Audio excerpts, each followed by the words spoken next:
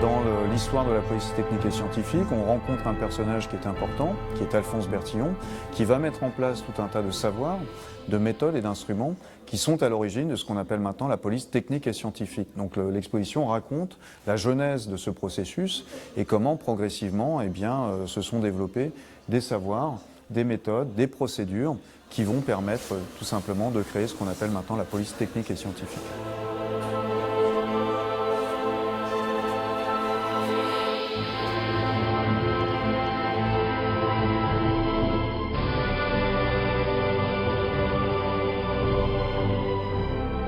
Puis il y a un nouveau regard policier qui naît sur la trace, sur l'indice. Alors non seulement pour identifier les personnes, une oreille particulière, une marque particulière, une cicatrice, etc. Et puis progressivement, Bertillon va transposer ça sur la scène de crime et sur les lieux d'infraction pour essayer de remonter d'une trace jusqu'à l'auteur d'un méfait. Donc là, c'est la comparaison notamment entre une trace digitale et une empreinte digitale, une trace de pas et une empreinte de pas, etc., etc. Qu'est-ce qui va faire basculer la police scientifique dans le XXe siècle?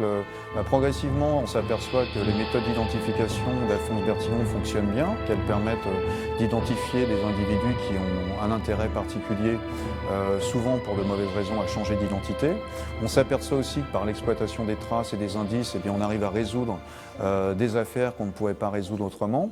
Donc ce basculement, il s'opère non pas brutalement, mais lentement. On s'aperçoit qu'en effet, la science et la technique peuvent être mobilisées au service de l'efficacité policière. Alors parfois, ça ne fonctionne pas, mais il y a de réels succès, et notamment chez Bertillon, il y a de réels succès en la matière.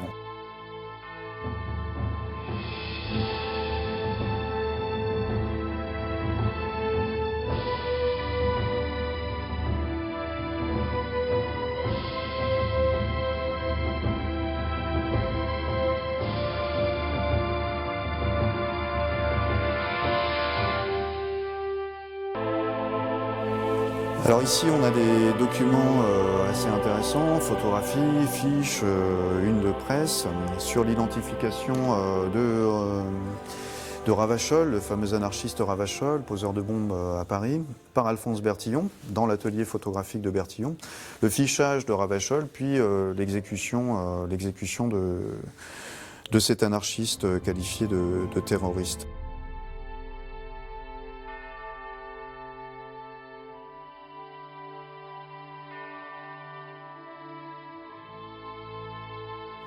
Alors Bertillon a fait l'objet de nombreuses critiques.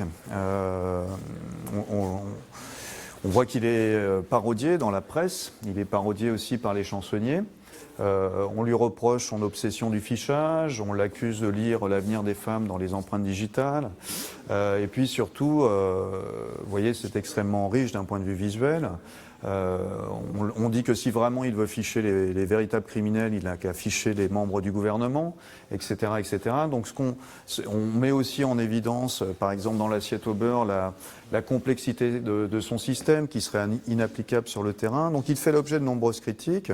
Et est-ce que Bertillon est à l'origine de la carte d'identité française Alors Bertillon n'est pas à l'origine de la carte d'identité française, puisque la première carte d'identité pour les Français a été proposée par un préfet de police qui s'appelle Robert Lelier en 1921, en septembre 1921, mais il va s'inspirer pour cette carte, bien évidemment, de tout ce qu'avait mis au point Bertillon, c'est-à-dire la photographie face-profil, le signalement normalisé, les empreintes digitales, etc.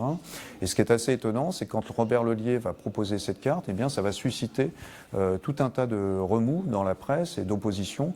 Il y a une grande partie de la presse française qui va souligner que finalement, c'est peut-être un peu abusif de mettre en place une carte d'identité pour les Français parce qu'on utilise le bertillonnage pour ficher des honnêtes citoyens. Donc ce qui était considéré comme légitime pour les délinquants et les criminels est beaucoup moins pour les citoyens parce qu'on considère, enfin certains considèrent que si quelqu'un n'a rien à se reprocher, un citoyen n'a rien à se reprocher, pourquoi est-ce qu'on le mettrait en carte comme les criminels? Donc c'est vraiment le débat ici autour de la protection des libertés et de la vie privée qui commence à naître à cette époque.